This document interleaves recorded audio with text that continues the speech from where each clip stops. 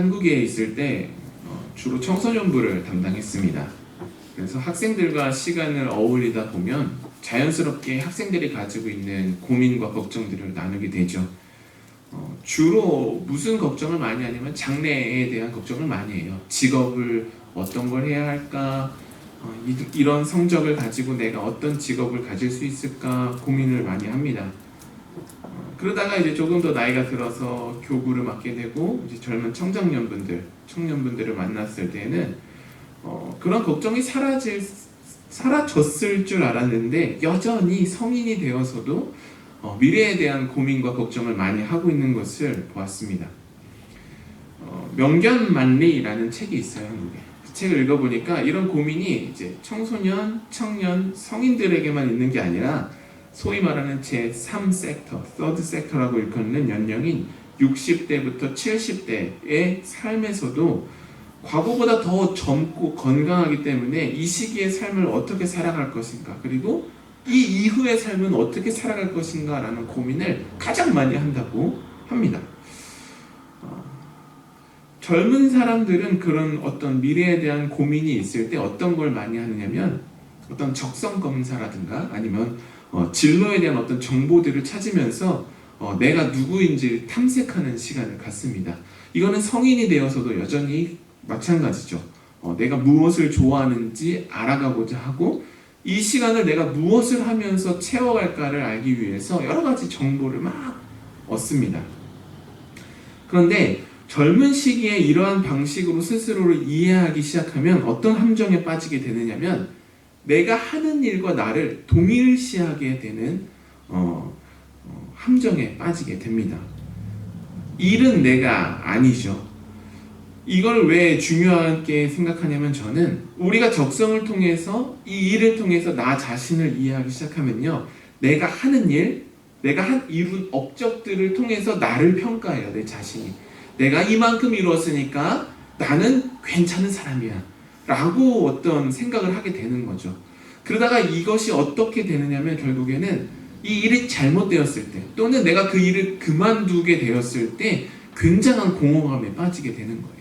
삶의 의미를 잃어버리게 되고 내가 어떤 일을 성취하지 못했을 때 나 스스로에 대해서 내가 실패한 인생을 사는 것 같다는 느낌을 스스로 갖게 됩니다. 더 나아가서는 우리가 사는 자본주의 사회에서는 어떤 직업에 따라서 소득이 조금 나뉘게 돼요. 그래서 어떤 함정에 또 빠지게 되면 많은 소득을 갖게 되는 직업을 갖게 되면 내가 그만큼 위대한 사람이라고 생각을 하면서 나보다 조금 소득이 낮은 사람들을 깔아보기 시작하게 되는 거죠. 그래서 소득에 따라서 사람들은 소위 말하는 급을 나누는 겁니다.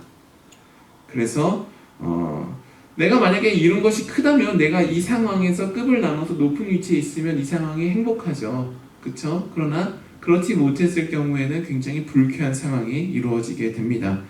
지위와 업적과 소득을 따라서 급을 나누고 낮은 사람들을 함부로 대하는 것을 한국말로는 갑질이라고 하지요.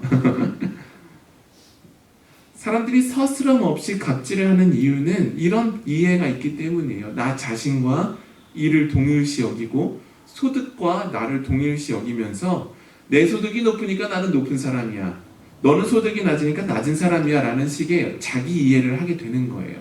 근데 이게 잘못되면 첫 번째로는 무슨 문제를 일으키냐면 말씀드렸다시피 내가 높은 소득에 있다가 그 소득이 사라지는 그 직업을 잃어버리게 됐을 때 첫 번째로는 삶의 의미를 상실해요.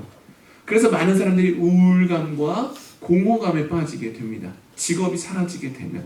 또는 두 번째로는 성취하지 못했을 때 스스로를 인정하지 못하게 돼요. 나는 정말 실패한 인생이구나 라는 잘못된 인식을 갖게 돼요. 세 번째로는 다른 사람을 향하여서 갑질이라는 그런 나쁜 행동을 하게 되는 것이죠.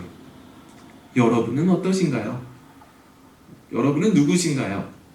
오늘은 그것들을 좀 나눠보려고 해요. 우리는 누구일까?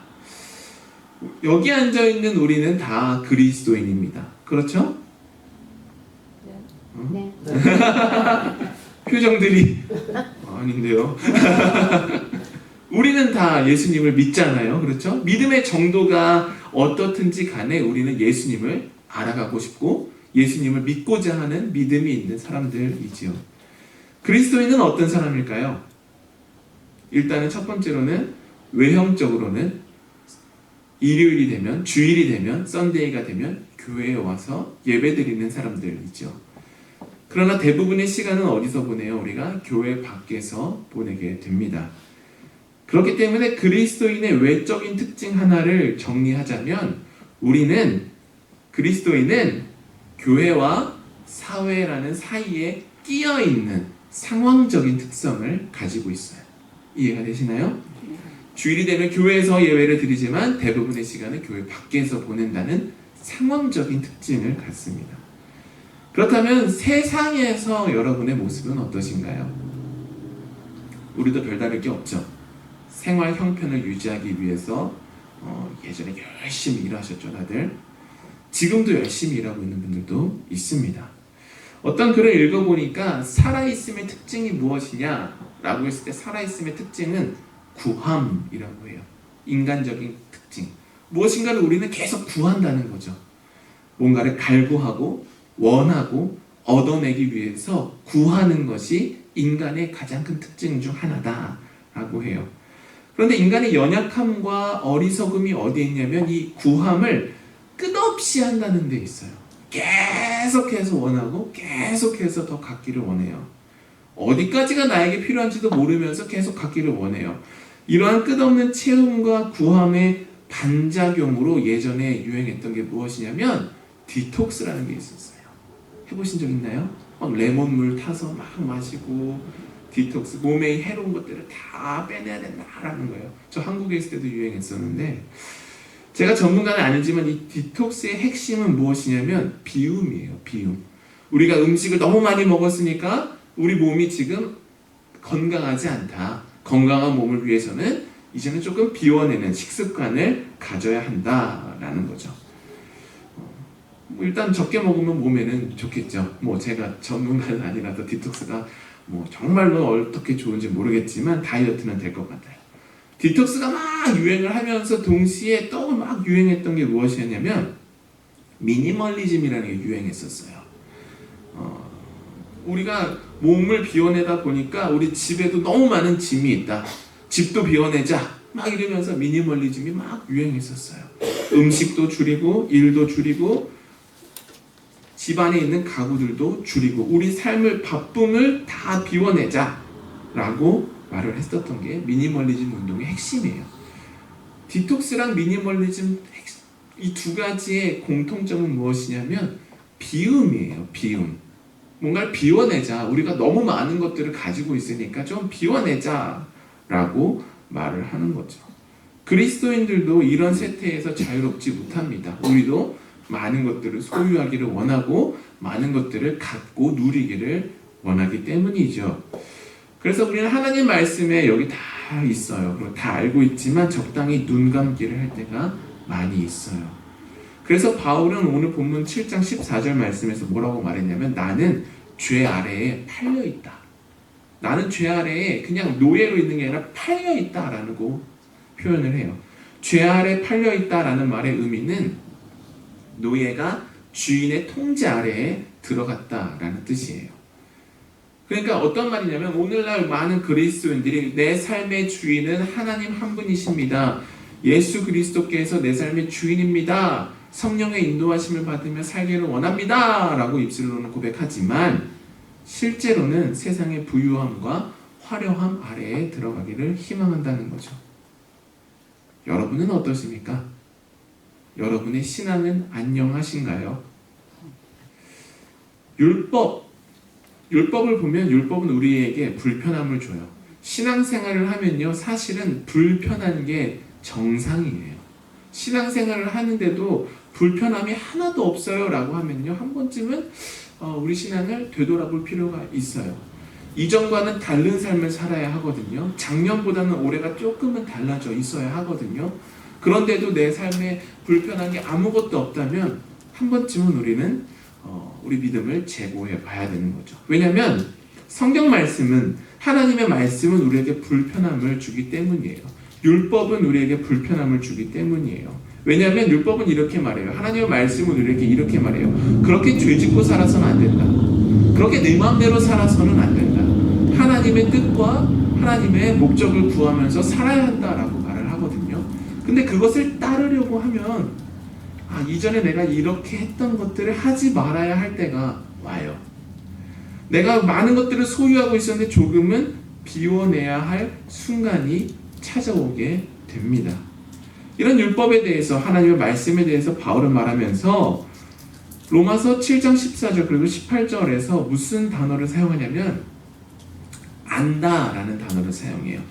헬라어로는 오이다멘이라는 것인데, 내가 이것을 지적으로 안다라는 거예요. 내가 율법을 알고 있는데 내가 지적으로 알고 있어. 그리고 율법만 알고 있는 것이 아니라 내 자신도 내가 어떠한 언더스탠딩을 갖고 있는데, 그것은 무엇이냐면 연약하고 욕심 많은 나를 멈추게 해줄 율법이 신령한 것이라는 걸 안다는 거예요.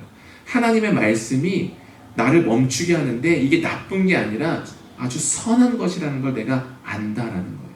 하나님 말씀 때문에 내가 이전과 다른 삶을 살아가게 하는데 이 말씀이 그럼 나쁜 것이냐? 아니다. 이 말씀은 선한 것이다 라는 사실을 머리로 알고 있다는 거예요.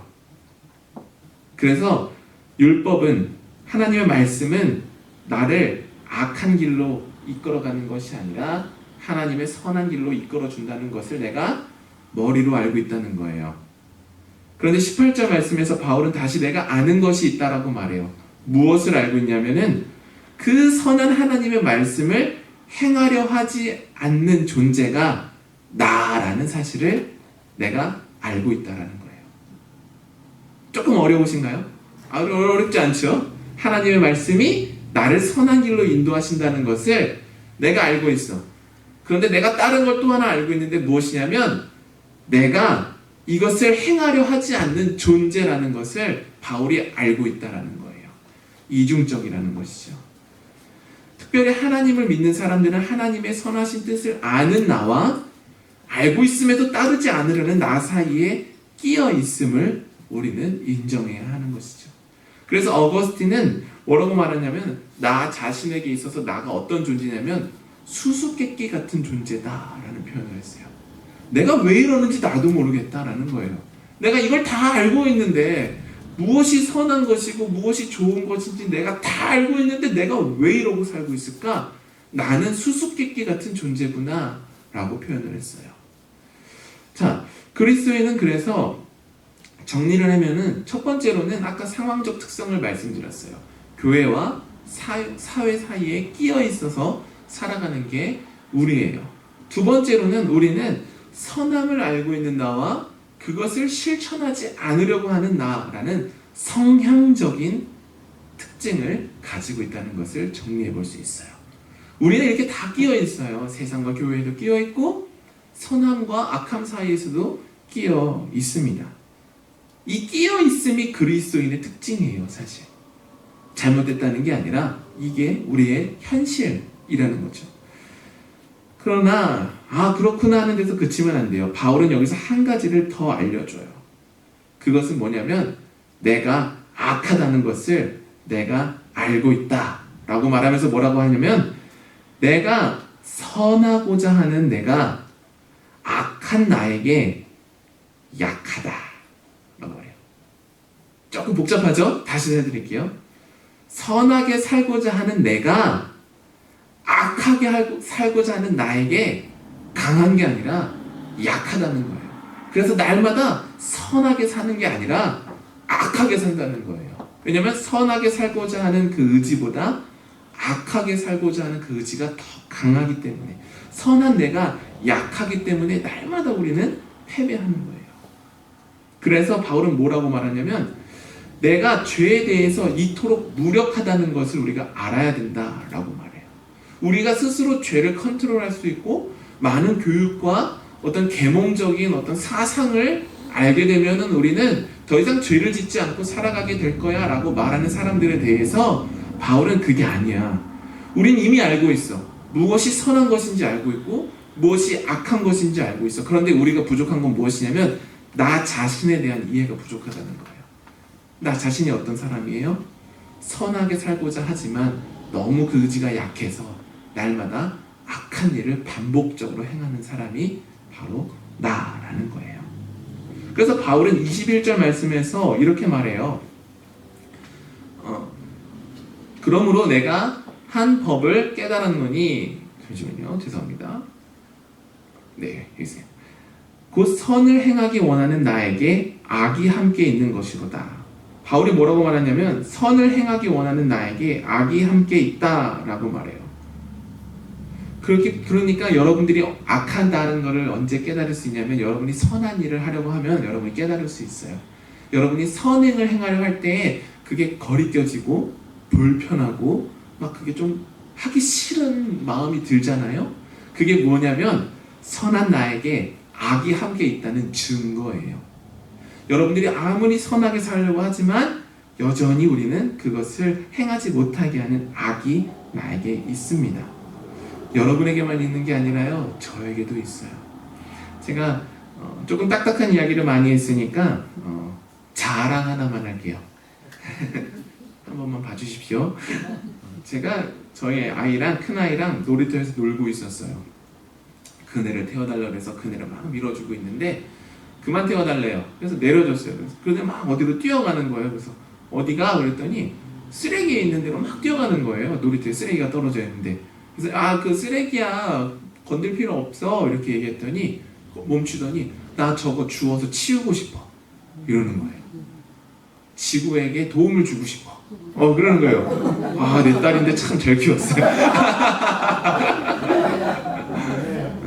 감사합니다. 그걸 보고 제가 충격을 받았어요. 그러게, 저걸 치울 생각을 왜 나는 못했지? 내 아이가 나보다 훨씬 선하다. 나는 목사인데 이렇게 악하냐?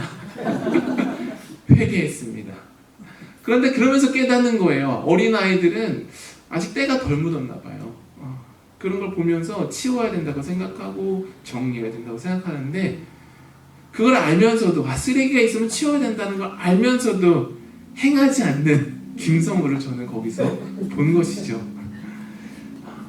여러분은 어떠십니까? 바울이 말해요. 선을 행하기 원하는 나에게 악이 함께 있다. 그렇다면 우리는 어떻게 선을 행할 수 있을까요? 말씀과 기도로 내 속을 채워서 아직 하나님의 통치가 이루어지지 않는 곳으로 나아가면 돼요. 어려운 표현이 하나님의 통치가 이루어지지 않는 곳이지만요, 아주 쉽게 설명을 드리면 내가 아직 선한 일을 하지 않은 그곳에 가면 돼요. 하나님의 말씀과 하나님의 기도로 내 속상을 가득 채우고 내가 한 번도 선하게 행동하지 않았던 곳에 가면 내가 이렇게 무력하구나, 그럴 걸 깨닫게 되면 다시금 말씀과 기도의 자리로 나올 수밖에 없어요. 그러면서 내가 하나님의 통치가 내 삶에서 점점 넓어지는 것을 그렇게 내가 경험하면서 살아갈 수 있게 됩니다. 어디서부터 연습할 수 있냐면요, 교회에서부터 연습하면 돼요. 교회는 연습하는 곳이에요. 사랑을 연습하는 곳이고 서로를 격려하는 것을 연습하는 곳이에요. 하나님의 것을 하나님의 것으로 구별하는 연습을 하는 곳이 교회고요. 믿는 자들끼리 서로 사랑하는 것, 말로만 사랑하는 것이 아니라 우리의 손과 우리 입술로 어떻게 사랑을 표현할 수 있을지를 교회에서 배우고 실천하고 연습하는 거죠. 그리고 이렇게 연습한 것을 가지고 우리가 세상 가운데 나가는 거예요. 그래서 그렇게 나가서 이전에 하지 못했던 말들을 해보고, 이전에 내가 여기까지만 친절했는데 여기서도 내가 한번 친절한 사람, 평화를 만드는 사람이 되어야겠다라는 실천을 하는 거예요. 그런데 어떻겠어요? 당연히 실패하겠죠. 우리가 당연히 못하겠죠. 그러면 다시 모여서 서로를 격려해주고 위로해주고 힘을 얻고 다시 세상 가운데 나가는 거예요. 어렵지 않죠. 이런 것을 일상 속에서 실천할 때마다 우리는 뭘 하면 되냐면요, 내 속에 악함이 이렇게 있구나, 이 속에서 악함이 있구나, 여기서 내가 악에서 지는구나, 이 부분에서 내가 악에게 지는구나, 다시 교회 와서 말씀 보고 말씀 듣고 기도하고 속사람을 채우고 다시 또 나아가는 거예요. 이걸 계속 반복하면서 우리의 지경을 넓혀가야지 우리가 신앙생활을 건강하게 하고 있는 것이지, 잘못된 신앙은 어떤 것이냐면 교회에만 계속 똘똘 뭉쳐있는 거예요. 교회에서만 착하고 교회에서만 사랑을 실천하고 교회에서만 선해요. 세상에 나아가면 그렇게 이기적이고 그렇게 악한 사람과 다를 바가 없으면요, 그거는 건강하지 않은 신앙이에요. 교회에서는 상처받고 아픈 심령을 가지고 와야 돼요. 왜 상처받고 상했냐면요, 선을 실천하려다가 실패했기 때문에, 내가 스스로에게 내가 낭망했기 때문에 상처받은 거예요. 내가 사랑을 실천하려고 선함을 실천하려고 하다가 실패했기 때문에 상처받고 아픈 거예요. 나 자신에게 그래서 실망하는 거예요. 그래서 아픈 마음 가지고 예수님 앞에 나와서 내가 이렇게 악합니다, 내가 이렇게 연약합니다 라고 고백하는 거고, 성령의 인도하심을 그래서 우리가 구하는 것이에요. 세상 가운데에 성공하고 높은 자리에 올라가려고 하는 것이 아니라 낮은 자리에서 예수 그리스도의 섬김을 본받기 위해서 우리가 더 간절히 기도해야 하는 것이죠.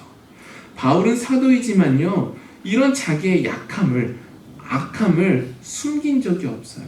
타협한 적이 없어요. 내가 선을 행하려 할 때마다 실패했다, 내가 악에게 매번 이렇게 패배한다 라고 사람들에게 서스럼없이 나눕니다. 왜냐하면 그것이 지금 바울과 함께하고 있는 성도들이 겪고 있는 현실이기 때문에 그렇습니다.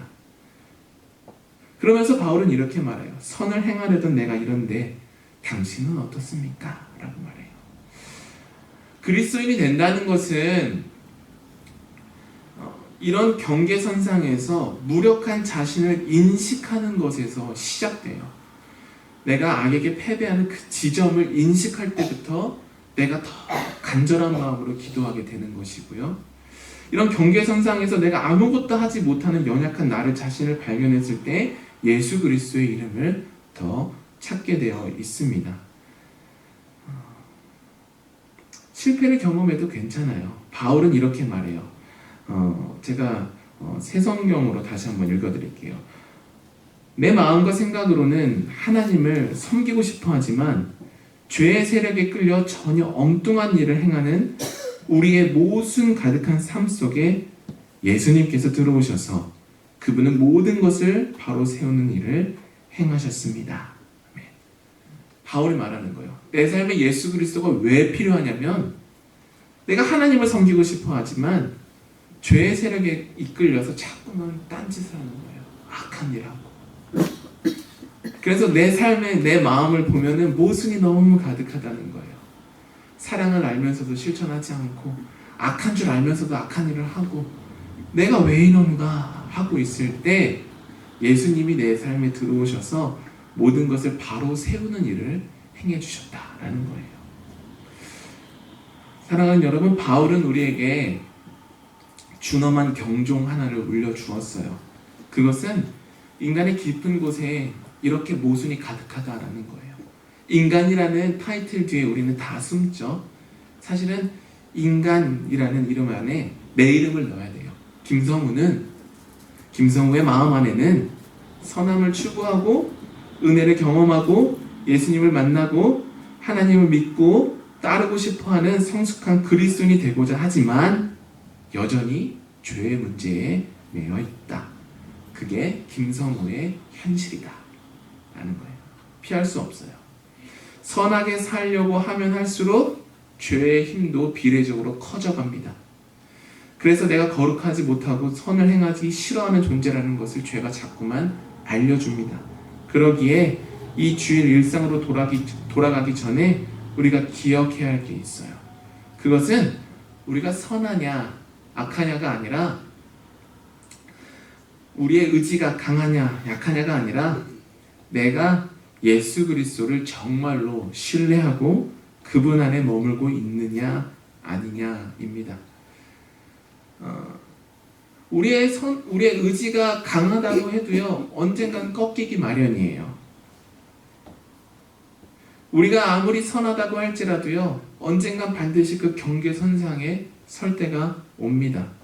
그렇기 때문에 가장 중요한 것은 내가 얼마만큼 예수 그리스도를 믿고 있는가, 내가 얼마만큼 예수 그리스도 안에 머물고 있는 시간이 있는가, 그것이 가장 중요합니다. 왜냐하면 죄의 문제를 해결해 줄 분은 한 분 예수 그리스도 분이기 때문입니다. 여러분, 일상을 소홀히 흘려보내지 마십시오. 일상 가운데에서 선하게 살려고 노력하십시오. 선하게 살려고 노력하면 자연스럽게 예수 그리스도를 찾을 수밖에 없습니다. 내가 누군가를 섬기려고 할 때에 그것을 하지 못하는 나를 발견하기 때문에 나는 하나님을 찾을 수밖에 없습니다. 일상에서 거룩하고 선하게 하나님의 뜻대로 살고자 몸부림칠 때 우리는 자연스럽게 예수 그리스도께로 가까이 갈 수밖에 없습니다. 오늘 주의 말씀으로 가득 채운 여러분의 모습 그대로 세상 가운데로 달려 나가십시오. 어떤 상황이든 우리가 선한 그 경계선상에서 선한 싸움을 시작하십시오. 계속해서 싸워 나갈 때 여러분 안에 반드시 갈등과 부끄러움을 느끼게 될 겁니다. 그때 멈추지 마시고 기도의 자리로 돌아오십시오. 그럴 때 주님은 우리가 미처 생각하지 못했던 방식으로 우리 속사람을 세워주실 것이고 새로운 일을 시작하실 것입니다. 우리의 삶은 우리가 어디 있느냐에 따라 변하기도 해요. 생각해 보세요. 어린아이였던 사람들이 성장해서 결혼을 합니다. 그리고 그 애 같던 사람들이, 어린아이 같던 사람들이 결혼을 하더니 애가 애를 낳았어요. 그러더니 애를 훌륭하게 잘 키워냅니다. 부모 역할을 잘 할 수 있을까 걱정이 됐는데 잘 합니다. 아이를 키워내기 위해서 어려운 시간을 다 견뎌냅니다.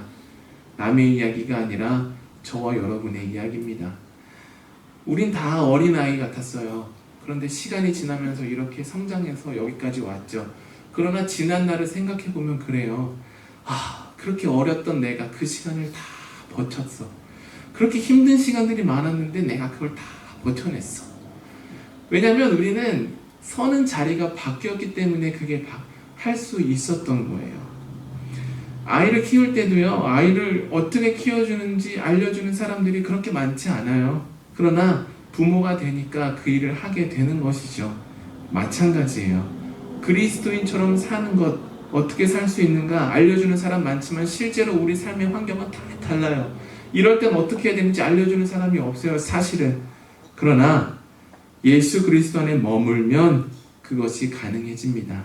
우리가 머문 곳이 어디냐에 따라서 우리가 보는 관점이 달라지게 되어 있고요. 그 관점에 따라서 우리 삶을 해석하는 것이 달라집니다. 사랑하는 여러분, 선한 일을 하기 위해서, 선하게 살기 위해서 예수 그리스도 안에 머무십시오.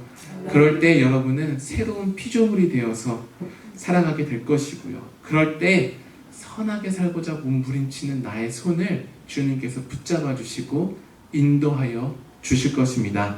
나는 약하지만 우리 주님은 강하십니다. 나는 엉망이지만 주님이 그런 나를 붙잡고 사용하신다는 확신을 가지고 평화와 사랑의 손길을 전해 이 땅 가운데에 하나님의 나라를 전하는 저와 여러분이 되기를 주님의 이름으로 축원합니다.